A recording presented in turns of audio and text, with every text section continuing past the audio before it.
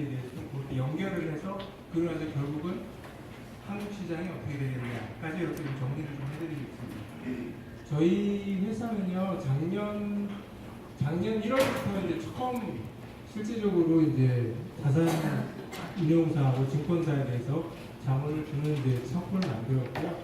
여기서 보시면 제약력 같은 경우는 대부분이 제가 하는 거는 해외 쪽이에요. 해외 쪽인데 이 해외를 가지고 왜 한국 주식을 하는지에 대해서 나중에 이제 차후로 말씀을 좀 드리겠습니다. 근데 전 세계를 저희가 다 보고 있기 때문에 그리고 자산도 국내 주식, 해외 주식, 그다음에 국내 채권, 해외 채권을 다 같이 보고 있습니다. 그래서 이런 것들이 다 같이 경험해서 녹아서 들어와서 저희가 이제 여러분들에게 그 분할을 통해서 이제 이윤 자문을 드릴 수가 있는 그런 회사입니다.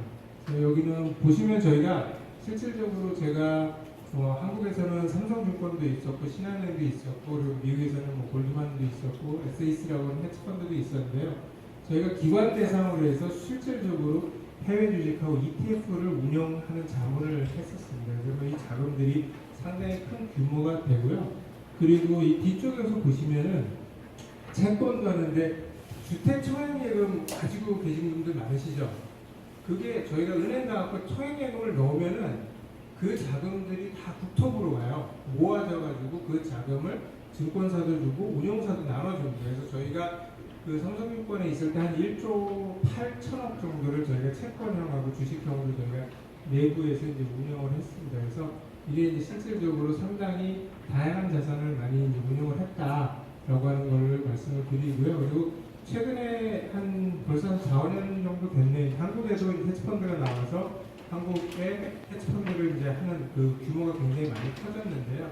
저희가 이제 삼성에 있을 때 실질적으로 국내 운용사에서 만들어 놓은 헤지펀드를 실사를 하고 이게 이렇게 좋구나라는 것들을 파악을 하고서 고객들한테 저희가 말씀을 드렸었습니다. 그래서 이런 것들도 저희가 하고요. 프라이빗 에쿼티는 사실은 크게 시가로 온 거 없고 저희 부대표는 또 바이오 전공을 했어요. 그래서 매력학 박사고 그래서 국내에서 이제 저희가 최근까지 담았던 일양약품이라든지 그런 것들을 저희가 그 종목들을 선택을 해서 저희 지금 두나무 블랙스완에도 지금 넣고 있습니다. 자, 오늘의 주제는 안 지나서나 당신 생각입니다. 옛날 노래 가사예요. 왜 이 말을 붙였냐면은 시장에 투자를 하실 때 상당히 다양한 뷰를 가지고 투자를 하거든요. 그래서 올라갈 때도 있고 내려갈 때도 있는데 궁극적으로 저희가 원하는 거는 최소한의 변동성을 가지고 올라갈 때도 조금 먹고 내려갈 때도 조금 먹고 그래서 안정적으로 수익을 낼 수 있는 구조를 만들어 보자 라고 해서 만든 게 이제 이 블랙스완입니다. 그래서 원래대로는 저희가 미국 주식하고 미국에 상장되어 있는 ETF를 가지고 만들었던 거예요. 근데 제가 국내에도 이렇게 찾아보니까 국내에도 유동성이 있고 국내에서도 이 전략을 그대로 활용을 할 수가 있겠더라고요. 그래서 이제 지금은 두나무에서 하는 거는 실질적으로 국내 주식하고 국내 상장되어 있는 ETF만 지금 들어와 있습니다. 그래서 그렇게 하는데 지금 보시는 슬라이드는 제가 1월 달에 여기 와서 글로벌 경제 시황에 대해서 제가 세미나 했던 자료였어요. 이 내용이 뭐냐면은 실제 2019년도 미국 주식하고 글로벌 주식이 어떻게 되겠느냐를 말씀을 드렸던 겁니다. 그래서 여기 보시면은 경제가 지속적으로 성장이 되고 있고 기업이 늘어나고 미국 기업 같은 경우는 매출도 지속적으로 늘어나고 있다. 그리고 실질적으로 어닝 퍼시어도 굉장히 좋게 나오고 있고 그 다음에 마진도 점점 좋아진다가 포인트였습니다. 그 다음에 여기 하나 또 있네요. 여러분들이 주목하셔야 될 내용은요. 미국 같은 경우는 자사주 매입을 굉장히 큰 규모로 하고 있어요. 이게 17년도에도 그렇고 18년도에도 그렇고 19년도 올해도 더 늘어날 거예요. 자사주 매입이. 지금 뭐냐? 주식 시장에 실제적으로 유통되는 주식 수가 줄어든다는 얘기잖아요. 그죠? 매입을 하게 되면. 그러면 가격은 당연히 올라갈 수밖에 없어요. 근데 이게 어마어마한 규모로 하기 때문에 미국 주식 시장을 받쳐주고 있는 하나의 또 지표가 될 수 있습니다. 그 다음에 저희가 작년 연말부터 해서 올 초까지 가장 많이 들었던 얘기 중에 하나가 미국 금리가 어떻게 되겠느냐. 미국 금리가 꺾여서 내려가면은 장단기 금리차가 역전이 돼서 리세션이 올 수 있다라는 그 얘기 굉장히 많이 들었죠, 저희 최근까지요. 근데 보시면은 실질적으로 이게 장단기 금리차가 줄어들면은 리세션이 왔어요. 그래서 페드가 3월달에 19년도에는 금리를 인상하지 않겠다라고 딱 단을 선언을 해버렸었어요. 여기 보시면은 요게 1월달에 그 금융시장에서 바라봤던 금리 예측 추이도예요. 여기 또 보시면은 실제 작년, 그러니까 올 초까지만 해도 2.4% 정도를 보고 있었는데 선물 시장에는 금리가 꺾인다라고 이미 예견을 하고 선물 시장에서 금리가 꺾여서 거래가 되고 있었어요.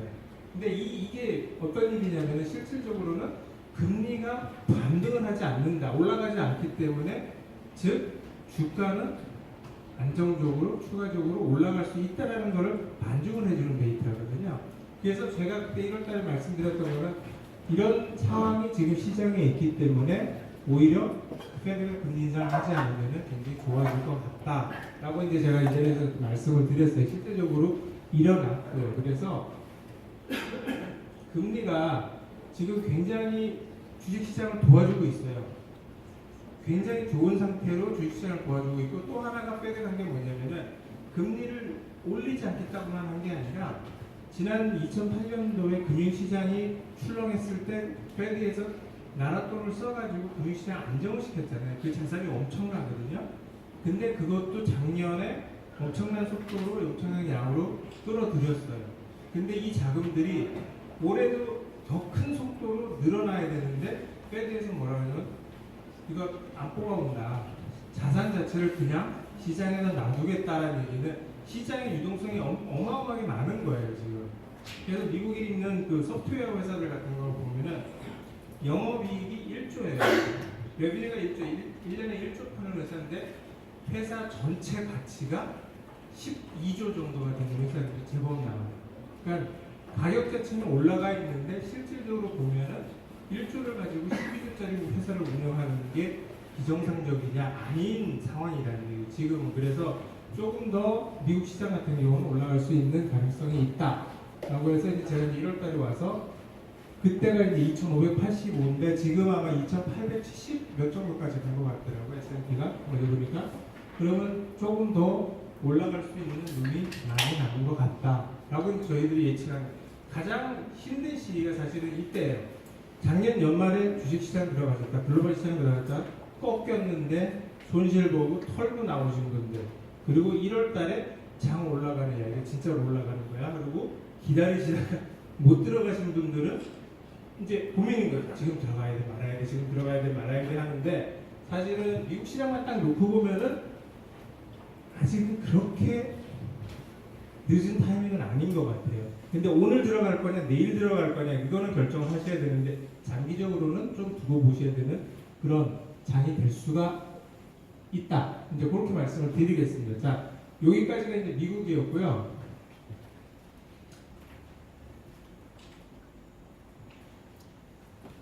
한국은 제가 이제 한국도 완전히 다른 스토리예요. 지금 보시면은 한국은 저희가 엊그저께 그 영업이익 삼성전자에서 나왔죠.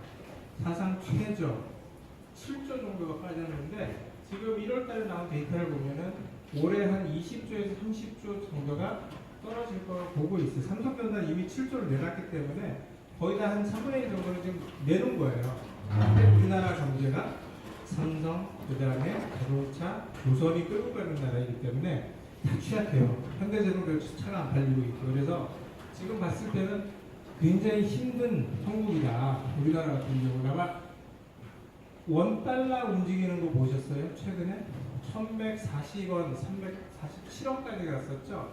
이게 지금 더 올라갈 수도 있다는 예상들이 나오고 있어요. 왜냐하면 저희 나라가 추경하죠. 7조, 8조 하면은 돈 더 찍어내면은 자연적으로 원달러가 약세가 돼요. 그러면은 모든 게 다 이런 거하고 다 연관이 돼 있거든요. 그러면 원달러가 약해지면 수출하는 사람들은 좋겠지만 실제적으로 경기적으로는 외부에서는 우리나라를 볼 때는 안 좋게 본다고 지금 다들 보여지고 있거든요. 그게 벌써 한 2, 3주 전에 노무라 증권에서 그걸 리서치 아티클이 나왔었어요. 그래서 이미 환율을 하는 사람들은 베팅이 좀 들어가고 있어요. 우리나라가 1120원에서 막 방어를 하다가 튀어서 올라간다는 얘기는 동력이 들어온다는 얘기예요. 그리고 우리나라가 지금은 환을 실질적으로 굉장히 쉽게 주는 스타일이에요. 즉 환을 가지고 트레이딩하는 사람들은 한국은행이 알게 모르게 돈을 시장에서 던지면은 그거 딱딱 들어와서 가져가는 그런 트레이딩을 하고 있거든요. 그래서 이런 형태들도 사실은 그럼 국내에서는 어떻게 해야 되느냐. 결국은 작년 거를 그냥 예시로 드리면요. 어떤 특정 종목이 밸류에이션 같은 것들이 중요해서 가격이 올라가는 게 아니라 결국은 누가 외국인들이 사고 외국인들이 파는 종목들이 오르고 내리고 굉장히 심플하더라고요.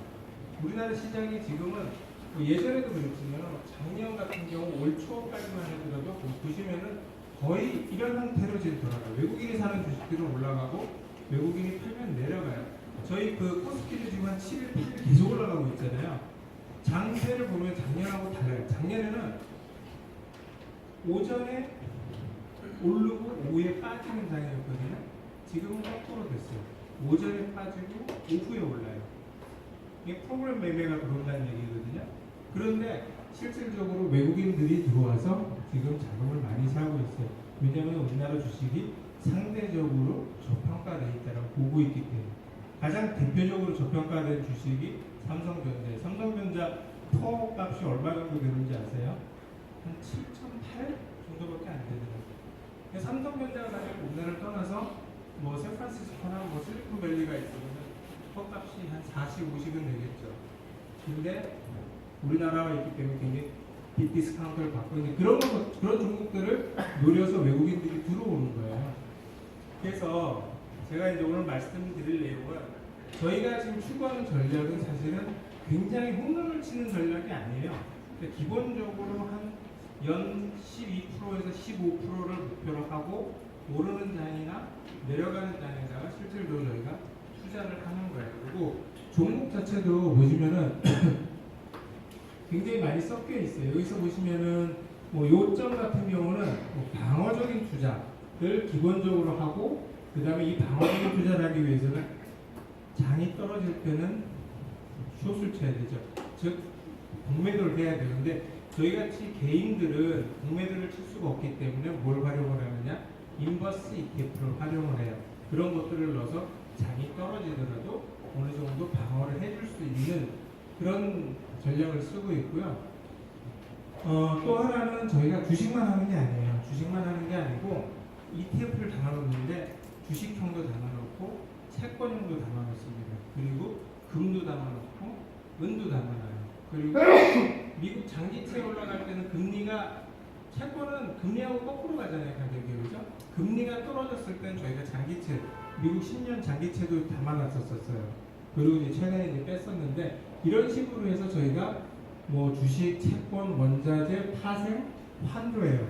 엔도 들어갈 수도 있고 이런 것들을 저희가 ETF로 활용을 해서 실제적으로 이제 투자를 합니다. 그래서 결론적으로는 뭐 롱숏 전략, 투트랙 알파라고 하는데 올라갈 때는 시장에 같이 참여를 하고 시장이 내려갈 것 같으면 저희가 반대로 인버스 ETF 등을 활용을 합니다. 또는 주식인데 이따가 보여드리겠지만은 주식인데 가격이 실질적으로 많이 빠져서 하락폭이 많지 않은 종목들을 또 골라요.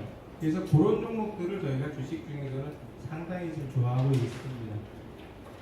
그래서 이제 여기가 이제 그 기본적으로 뭐 투자에 대한 그 소개고요.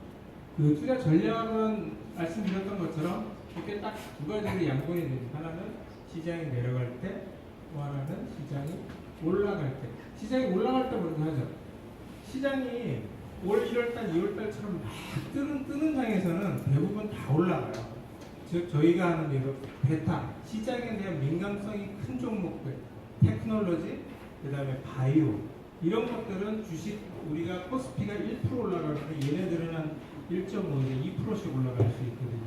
그래서 저희가 시장에 올라갈 때는 이런 그 성장주, 즉 시장에 대한 민감도가 높은 종목을 담아 놓습니다. 그리고 또 하나는 뭐냐면은 이렇게 경제 주도하는 거 있잖아요. 오일이라든지 구리, ETF를 또 사요.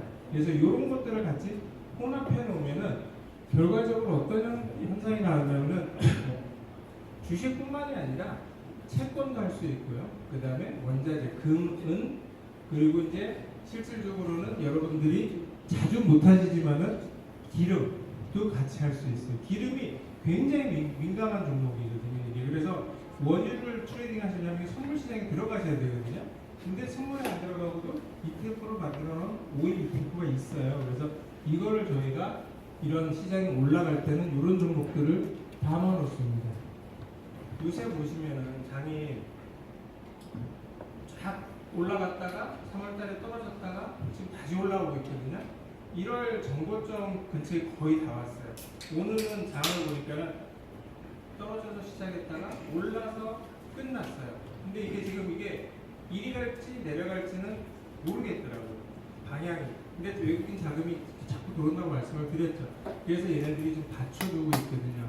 그래서 저희 같은 경우는 지금 현재로는 시장 상승 기능을 보고는 있어요. 그래서 그렇지만은 조심을 하자. 그래서 오늘 제가 여기 세미나 오기 전에 끝나기 전에 뭐를 했냐면은 제가 사실은 숏 포지션을 ETF를 하나 사놨어요.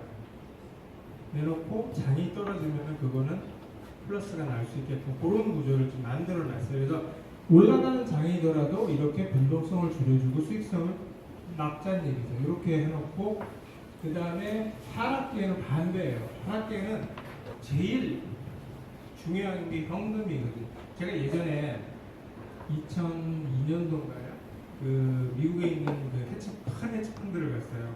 거기에 그 대표 그 테이블 위에 뭐가 있냐면 Cash is King이라고 현금 왕이라고 써있더라고요. 근데 그 말이 처음 와서 닿았던 게 뭐냐?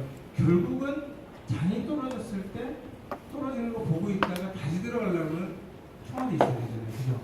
총알이 없으면 이게 사실은 남만 좋은 거예요. 저는 아무것도 안 좋고. 그래서 저희가 제일 요건을 하는 건 뭐냐? 일단 시장이 떨어지면 현금성 자산을 많이 갖고 있죠. 될 수 있습니다. 그래서 저희가 선택한 것들이 현금이랑 가장 비슷한 금은, 금하고 은은 굉장히 그 주가랑 반대로 가요. 여러 가지 요소들이 있어요. 금은 제일 처음에 해주는 게 인플레이션에 대해서 해지를 해주잖아요. 그죠?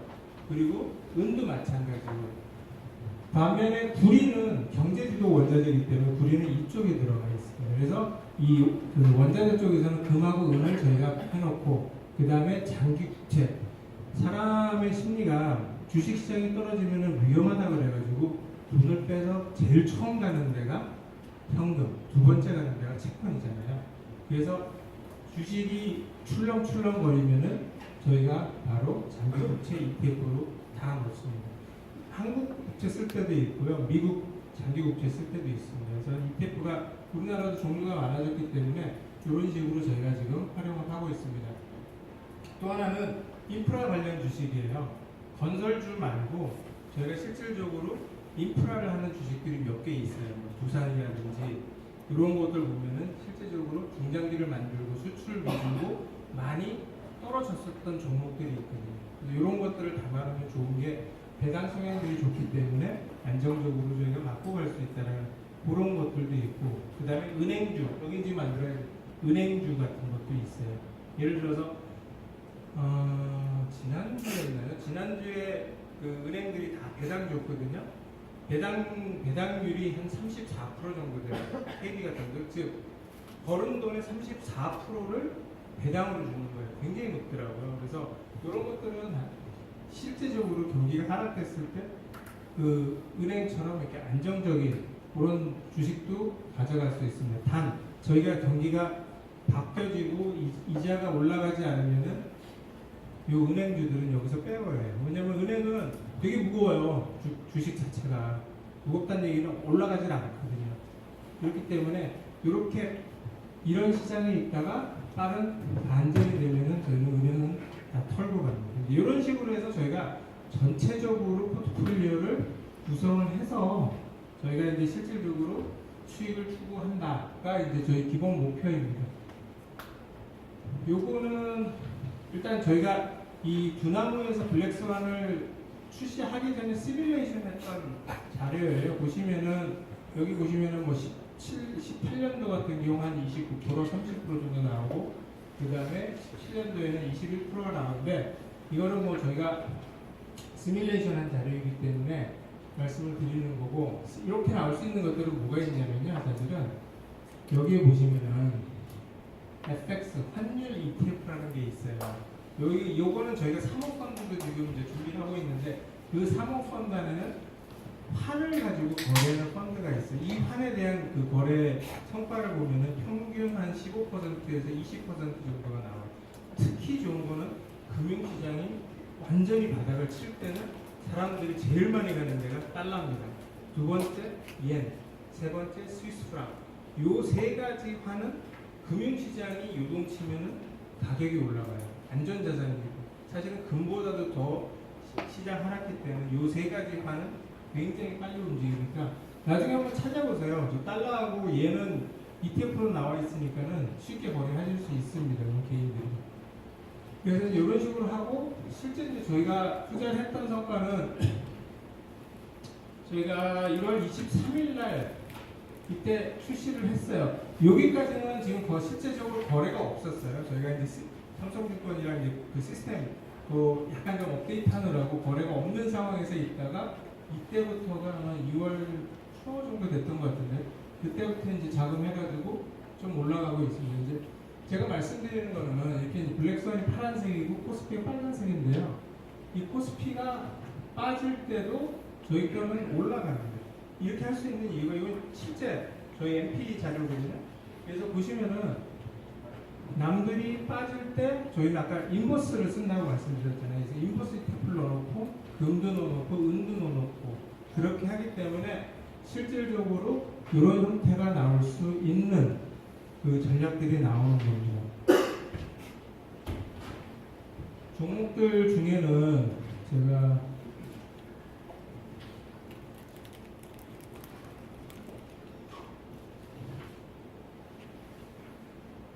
보여드릴게요. 여기 보시면은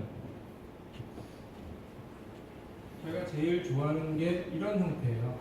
이렇게 올라갔다가 쭉 떨어져서 바닥을 치고 여기서 튀어 올라가는 이런 거는 이미 다 하방 경직을 다 실현해 놓은 거예요. 그렇기 때문에 이런 종목들을 사면은 사실은 크게 손해 보지 않더라고요. 그래서 여기는 지금 1월 달에 저희가 만들었던 건데 이걸로 해서 잡았던 종목이 카페24입니다. 카페24가 전에 날랐던 종목 중 하나잖아요. 모르고 다 떨어졌어요. 다 떨어지고 저희가 2월 달에 사서 그게 한 20몇 프로인가 저희가 수익 실현하고 털고 나왔던 종목이고요. 그리고 최근에 저희 공기 굉장히 안 좋았을 때 위닉스 써보신 분들 계세요? 위닉스도 굉장히 그 중저가 제품이지만 하이 퀄리티 그 공기청정기거든요. 그래서 좋더라고요. 저희도 이제 써보니까 이거 괜찮다. 그래서 위닉스도 비슷한 거에 잡았어요. 위닉스는 저희가 작게는 40%, 많게는 한 55% 정도까지 저희가 그 수익 실현하고 저희는 그냥 거의 고점에서 그냥 그만하자 털고 나왔는데 다행히 좀 떨어져 있더라고요. 오늘은 조금 올랐던 것 같긴 한데 이런 종목들이고 반대로 그러면은 손절은 어떻게 하느냐? 저희는 딱 봤을 때 일단 마이너스 5% 이상 넘어가는 종목들은 무조건 다 워치를 해요. 그래서 마이너스 7까지 갔다가 마이너스 10에서 13 정도 되면은 거의 다 손절합니다. 근데 그 중요한 점은 이게 포지션 사이즈가 안 커요. 사실은 위닉스 같은 경우도 저희가 시장을 1%에서 했었거든요. 근데 가격이 올라가면 올라갈수록 저희가 포지션을 애들 해가지고 아마 맥스로 올라갔던 게 한 16%, 17%가 됐던 것 같아요. 전체 포트폴리오 안에서.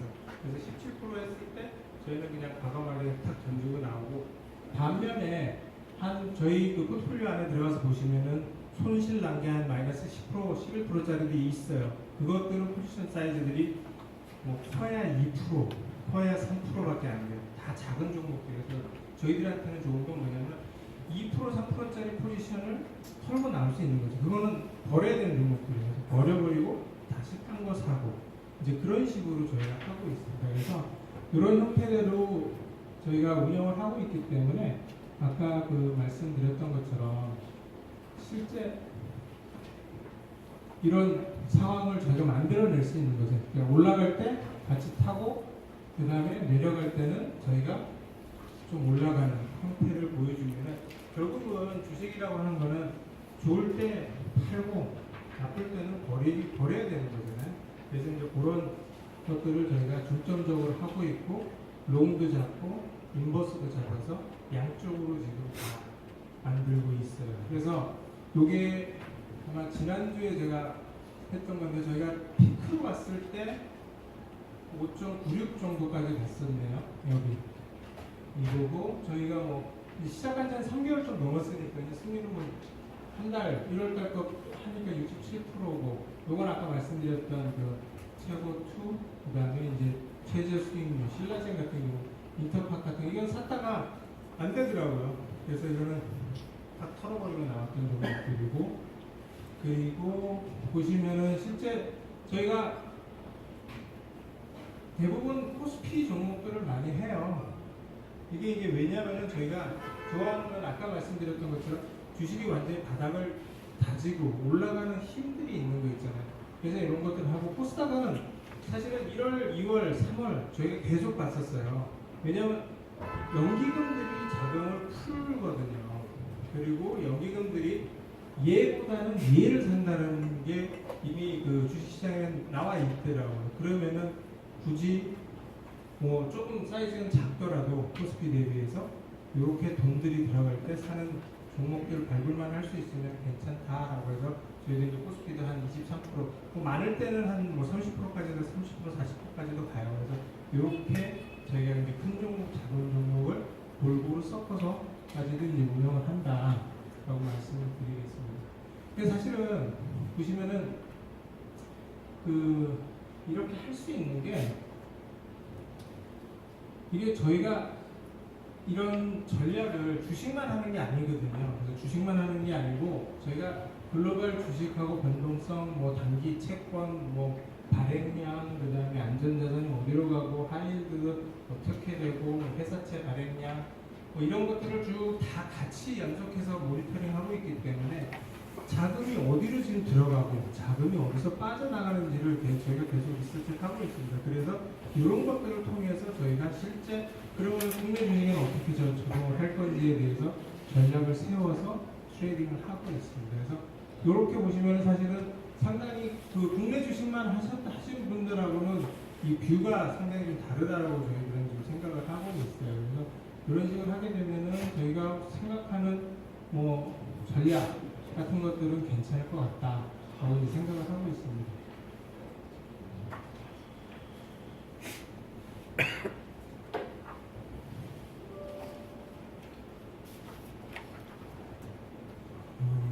전략에 대해서 LG화학 요것도 저희가 지금 담았다가 2등 나고 이제 팔았던 종목도 하나예요. 이거 굉장히 큰 종목들이잖아요. LG화학 같은 경우. 그래서 이런 것들은 이제 그 2차전지 그 배터리 그것 때문에 샀던 종목 중에 하나인데 그 이외에도 LG화학 자체가 어쨌든 기능 유가가 올라가면은 가장 수혜를 보는 종목들이 에너지 종목들이거든요. 그래서 같이 겸비해서 샀던 종목 중에 하나입니다. 한세도 마찬가지고요. 오늘 보니까 석유 좀 많이 올랐던데요. 그러니까 여기도 보시게 되면은 이게 고점 찍고 쭉 내려와서 이렇게 밑에를 바닥을 완전히 다져주는 종목들 하고서 실질적으로 상승 반전을 타고 있으면은 그 워렌 버핏가 쓴 책이 굉장히 많은데 다른 사람이 써준 책들도 많죠. 근데 가장 그 사람이 좋아하는 말이 뭐냐면요. 마진 투 에러라는 단어가 있어요. 즉 돈이 제 가치를 못하고 떨어질 때 그런 위기를 피해라. 즉 이런 상황에서 샀다가 예를 들어서 이런 상황에 샀다가 떨어지잖아요. 그러면은 이거를 팔지를 못하잖아요. 너무 많이 떨어지기 때문에. 그래서 저희들은 이렇게 올라가는 종목들은 사지 않고 될 수 있으면 밑에 있는 바닥에 있는 것들을 좋아하고 떨어져야 많이 안 떨어지거든요. 반대로 올라갈 수 있는 힘들이 남아있죠.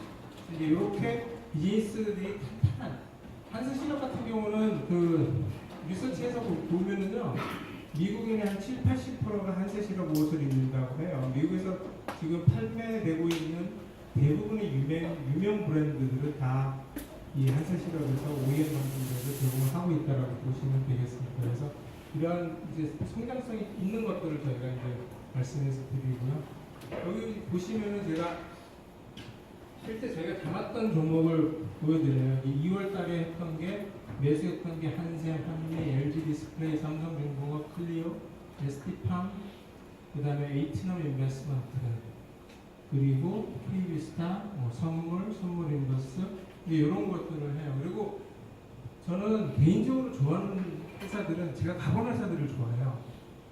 왜냐면 그 회사에 가서 보면은 분위기를 알 수 있어요. 제가 또 그 예전에 미국에 있을 때 했던 종목 중에 하나가 실사라고 하는 거 있어요. 남의 회사 가서 방문해서 탐방하는 그거 많이 했었는데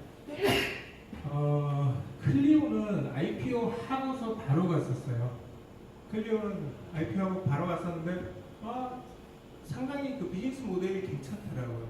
그래서 제가 했던 건 뭐냐면 채널 제가 해봤죠. 저희 큰애가 대학 졸업했는데 큰애한테 물어봐요. 클리오 써봤어? 그때 색조 화장으로 굉장히 유명하다. 남자들은 안 쓰니까 모르잖아요.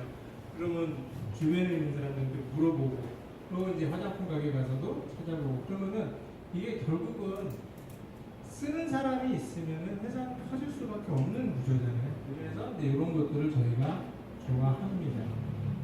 그리고 한샘도 실제 이제 제가 요거는 증권사나 그리고 제가 은행에 있을 때 저희가 채권 발행을 많이 했어요. 채권 발행된 채권에다가 이제 그 개인들한테도 이제 소개시켜주고 하는데 저희들이 했던 것 중에 하나가 발행사를 또 가는 거예요. 한샘에 가서 봤는데 그 대부분들의 그 공장을 경영하시는 분들은 마인드 자체가 일반적으로 저희 증권사 직원들하고 상당히 다르더라고요. 굉장히 근면 검소하세요. 그래서 한샘을 갔는데 굉장히 돈을 많이 벌 때였거든요. 근데 사무실이 더워. 그리고 굉장히 옛날 건물을 쓰시더라고요. 그래서 여기는 일단은 돈은 흙수로 쓰지 않는구나 라는 거를 딱 보는 거죠. 그러니까 이 이외에도 여러 가지 데이터 지표들이 다 좋게 나오기 때문에 사긴 샀지만은 그래도 가서 보는 회사 중에 하나고요. 에이티넘 인베스트먼트라고 혹시 들어보셨어요? 여기도 굉장히 유명한 회사예요. 그 케이블 원래는 그 양배추 인형인가 그거를 몇십 년 전에 하셨던 분인데 나중에 금융위기 때문에 IMF 때 케이블 방송사를 하나인가 두 개인가라고 금융위기 직전에 모겐 스탠리한테 10조인가를 가지고 그 회사들을 다 팔고 다 현찰화시키셨던 분이에요. 그래서 그분이 이 회사를 가지고 있어요. 그래서 이 회사는 그 안에 투자하는 내용들을 보면은 상당히 개인 투자자로 돼 있지만 실질적으로 돈이 10조 이상 되는 지금 더 많으실 거예요. 유전도 하시고 다 하시는 분인데 여기는 투자자로 등록이 돼 있으니까 투자 회사로 등록이 돼 있으니까 이 회사는 뭐 하는지 보면 되겠다. 요새 한참 뜨는 기사가